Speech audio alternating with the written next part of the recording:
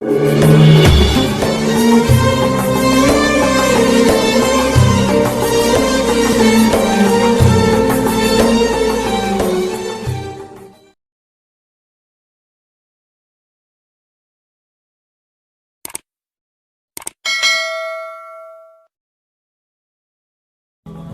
jadi saat seseorang akan ke surga itu, ya Masya Allah, dipanggil, nanti ada anakku yang datang. Qurannya berkata, Allahumma halli, ya Allah tolong hiasi penghafal Quran, bedakan dengan yang bukan penghafal Quran. Fayul basu ilaihi tajul karamah, maka dipakaikan di kepalanya mahkota kehormatan. Ya. Saat dipakaikan itu, tiba-tiba, ternyata tanpa ditugak, dipanggil orang tuanya, Bu. Atau yang terlibat membantu dia untuk menghafal Quran itu. Lalu kemudian tiba-tiba dipakaikan, dihadirkan di tangan anaknya mahkota yang kata Nabi sinarnya itu lebih terang dibandingkan dengan sinar yang masuk ke rumah seseorang. Dipakaikanlah di kepala kedua orang tuanya dengan tangan anaknya dan disaksikan oleh penghuni langit dan bumi sekaligus. Maka kemudian setelah itu selesai, lihat kalimatnya, kata Quran gak puas. Allahumma zidhu halli, ya Allah tambah lagi, bedakan penghafal dengan fasilitator. Fayul basu ilaihi libasal karamah, maka dipakaikan pada dirinya jubah kehormatan.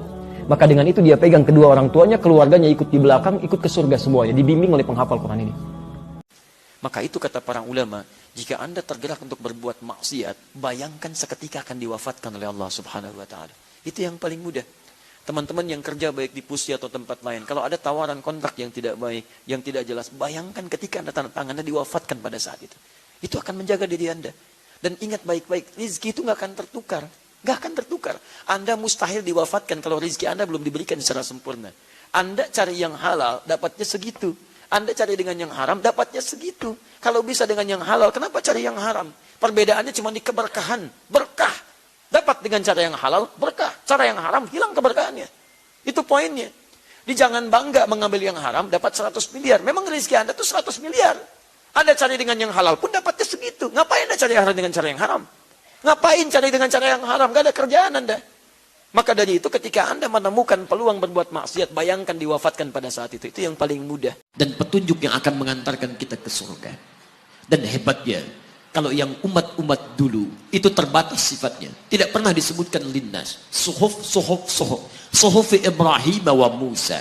Daud untuk kaumnya. Musa untuk kaumnya, Isa untuk kaumnya, tapi Muhammad sallallahu alaihi wasallam hudannya linnas untuk semua manusia. Jadi tawaran Quran, Allah menginginkan semua manusia yang kembali ke surga.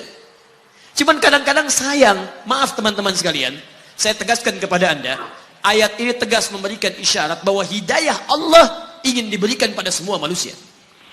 Jadi kalau kita lihat keterangan Al-Quran, seharusnya tidak ada satupun manusia yang tidak dapat hidayah. Semua dapat. Cuman masalahnya, ada orang yang diberikan tapi dia tidak mau mengambilnya. Ini masalahnya.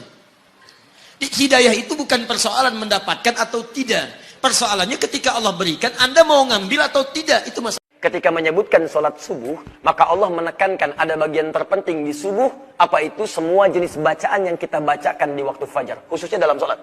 Bukan cuma Al-Qurannya, tapi doanya, istighfarnya, permohonan Anda dalam sujud, dalam ruku, dalam berdiri, Allahu Akbar. Itu sangat penting, dikhusyukkan dalam waktu subuh, karena pada saat itu semua bacaan kita langsung disaksikan oleh malaikat. Inna Qur'an al-fajri kana mashhuda. Sungguh semua bacaan kita yang dibacakan saat waktu fajar, waktu subuh itu, kata Al-Quran, disaksikan langsung. Siapa yang menyaksikan? Kata Nabi, tajtami'u malaikatul laili wa malaikatul nahari fi salatil fajri. Semua malaikat siang dan malam berkumpul di waktu fajar.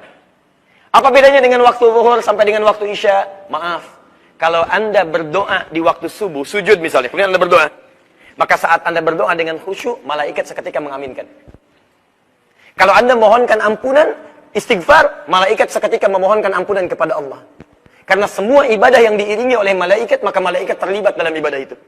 Kalau doa, dia mengaminkan. Seperti sekarang, saat kita ikut ta'lim ini. Kan saya sering sampaikan dari sejak awal pertemuan kita di sini. Anda kalau berangkat dari rumah sampai ke sini, jangan sibukkan dengan aktivitas yang tidak bermanfaat. Isi dengan istighfar, isi dengan doa. Karena setiap langkah yang sejak Anda mulai dari rumah sampai ke sini, itu langkah kita diiringi oleh malaikat. Itu ada di Ibnu Majah, nomor hadis 223. Hadis dari Abu Darda radhiyallahu taala anhu. Man salaka tariqan yaltamisu fihi ilman sahhalallahu lahu tariqan ilal jannah. Siapa yang menyiapkan dirinya menempuh jalan dari tempat ia tinggal atau tempat ia berangkat untuk belajar pengetahuan agamanya, walaupun hanya sedikit, maka Allah akan balas setiap langkahnya dengan meringankan dia ke surga. Belum selesai hadisnya, belum selesai. Wa innal malaikata la tadau ajnihataha ridwan li talibil ilmi. Dan kalau penuntut ilmu mengetahui dan menyadari bahwa setiap malaikat itu menaungi, membentangkan sayapnya dari sejak dia berangkat sampai ke majelis ilmu sampai pulang lagi, memberikan ridha bagi para penuntut ilmu. Ridhonya malaikat artinya apa? Bisa awas mengaminkan doa-doa, bisa memohonkan ampunan atau memohonkan rahmat kepada Allah Subhanahu wa taala. Jadi ketika Anda berangkat, kalau niat Anda ikhlas, sampai di majelis ilmu, sampai pulang lagi, itu malaikat bergabung. Cuman tidak ditampakkan oleh Allah. Kalau ditampakkan bahaya, Anda akan jadi. Begitu mau berangkat, bismillah. Oh, baik lagi gitu kan? Baik, gak kelihatan. Nabi aja pernah lihat malaikat, pertama kali melihat. Dan itu luar biasa, nanti cek di Al-Bukhari, nomor hadis yang keempat, supaya tidak terlampau panjang bahasan kita. Jadi tolong manfaatkan baik-baik. Kembali pada bahasan kita, perhatikan. Salat disebut dengan Quran. Tadi salat disebut dengan ruku. Teorinya, kalau disebutkan kalimat salat, lantas disebutkan rukunnya, maka ini menunjukkan bahwa dalam rukun itu ada hal yang sangat penting yang jangan sampai kita abaikan. Paham? Baik. Jadi kalau sedang salat subuh, bacaan-bacaan itu dikhusyukkan. Dikhusyukkan juga dalam salat yang lainnya, zuhur, asar, maghrib, isya, tapi subuh spesial. Kalau bisa rukunya diperlama, sujudnya diperlama, terutama sujud, minta kepada Allah kebaikan. Kapan lagi antum berdoa diaminkan malaikat? Dan hadisnya sahih. Kalau saya yang menyampaikan, Anda bisa tinggalkan. Tapi kalau Nabi yang sampaikan, masa kita ragu? Jelas ya? Setiap makhluk Allah berpasangan. Quran surah ke-51 ayat ke-49. Wa min kulli syai'in khalaqna zawjaini la'allakum tadhakkarun. Ya, semua hal makhluk kata Allah saya ciptakan berpasangan supaya kamu sadar, cuman saya yang tidak punya pasangan. Saya Esa, saya Allah, saya nggak punya pasangan. Semua makhluk saya ciptakan berpasangan. Ya, laki-laki, perempuan, bahkan hewan ada jantan, ada betina, bahkan tumbuhan ada putik, ada benang sari. Putik nggak bisa sendirian, benang sari nggak bisa sendirian. Ya, sama juga dengan jantan, ada betinanya. Silahkan cek oleh antum, kemarin baru Idul Adha, ada jantan, ada betina. Silahkan cek, antum pernah menemukan kambing homo? Atau sapi lesbi misalnya? Tak pernah antum temukan. Pak, ini diskon Pak 5%, kenapa? Homo kambingnya. Gak ada yang begitu. Di kambing saja tahu dengan instingnya menemukan pasangannya. Masa antum yang punya akal gak ketemu pasangannya? Lihat persamaannya. Dan setiap orang yang hidup, kata Al-Quran, setiap orang yang hidup pasti akan kami uji dengan berbagai persoalan kehidupan. Jadi kata Allah, setiap orang hidup pasti punya masalah, akan diuji dengan masalah. Perhatikan rumusnya Bu ya, Pak ya. Masalah ini diujikan oleh Allah kepada kita bukan ingin menjadikan kehidupan kita bermasalah, bukan, tapi untuk meningkatkan kualitas kehidupan kita menjadi lebih baik. Kalau tidak diciptakan marah, bagaimana ketahuan sabar? Kalau tidak dibuat bohong, bagaimana bisa ketahuan jujur? Ya. Kalau tidak diciptakan sombong, bagaimana bisa nampak rendah hati?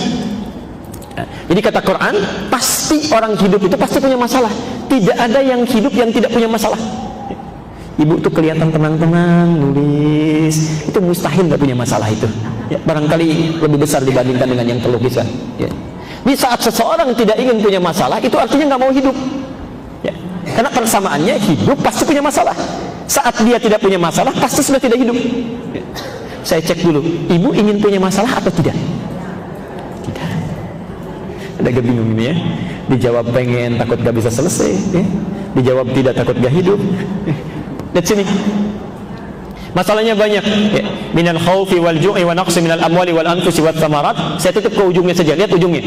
Wa basyiris sabirin. Kata Allah, berikan kabar gembira yang saat diberikan ujian itu dia sabar. Pelan-pelan dia sabar. Jadi rumusnya, saat kita diuji dengan masalah, saya, anda, kita semua, kata Quran pilihannya cuma satu, tidak ada yang kedua, apalagi tiga. Pilihannya hanya satu, sabar.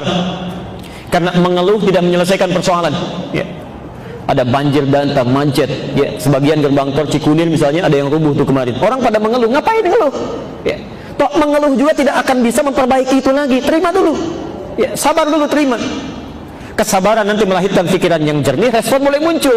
Tapi yang menarik di Quran, kalau kesabaran sudah hadir, adab selanjutnya bukan ikhtiar dulu, adab selanjutnya mintakan solusinya kepada Allah supaya dibimbing mencari solusi terbaik. Permintaan itu yang disebut dengan doa. Quran surah Al-Baqarah kedua ayat ke-45. Lihat. Wasta'inu bis sabri. Sabar dulu. Wasta'inu, ini poin kita. Kita ambil kesabrinya dulu, salatnya nanti di sesi yang lain. Kata Quran, jika Anda punya persoalan dalam kehidupan, mintakan solusinya, minta solusi itu artinya berdoa. Ya, mohon kepada Allah, mohon. Ya. Bisabri, kalimat sabar digandingkan dengan minta tolong.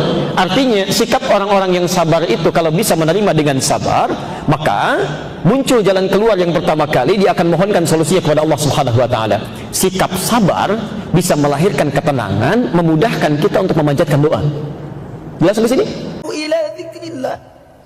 Kalau sudah tiba hari Jumat, cepat-cepat siapkan diri untuk menunaikan salat Jumat sebagai zikir kita kepada Allah. Kalimatnya bukan menggunakan kata wasari'u atau fasari'u, tapi kalimatnya menggunakan fasa'u. Bersegera di sana, siap-siap mandi dulu, siapkan wewangian. Dikala waktu Jumatnya misal, alhamdulillah 11.58, ya antum siap-siap dari jam 11. Siap-siap dari setengah 11. Bahkan malamnya siapkan di pakaian untuk Jumat. Ini wewangiannya. Saya mau Jumatan di masjid mana? Jarak dari kantor rumah saya ini ke masjid sekian. Jam berapa saya berangkat? Tiba untuk mengejar saf yang pertama. Keberkahannya banyak. Ada rizki, ada terkabulnya doa, ada macam-macam, ada ketenangan, ada pengabulan segala hal yang dimintakan, ada semuanya. Makanya saking pentingnya dan manfaatnya Jumat itu diminta antum bersegera.